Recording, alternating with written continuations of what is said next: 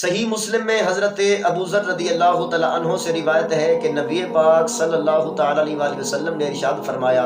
ثلاثۃ لا یکلمہم اللہ یوم القیامہ، تین لوگ ایسے ہیں کہ قیامت کے دن اللہ پاک ان سے کلام نہیں فرمائے گا، ولا ینظر الیہم، اور ان کی طرف نظر کرم بھی نہیں فرمائے گا، ولا یزکیہم، اور انہیں پاک بھی نہیں کرے گا، ولہم عذاب علیم، ان کے لیے دردناک عذاب ہوگا۔ وقال ابو ذر، حضرت ابو ذر رضی اللہ تعالیٰ عنہ بولے، خوابوا وخسروا من ہم یا رسول اللہ، وہ ٹوٹے ہوئے خسارے میں پڑے ہوئے لوگ کون ہیں محبوب؟ نبی پاک علیہ الصلوۃ والسلام نے ارشاد فرمایا، المسبل، تہبند تکبر کے ساتھ لٹکانے والا،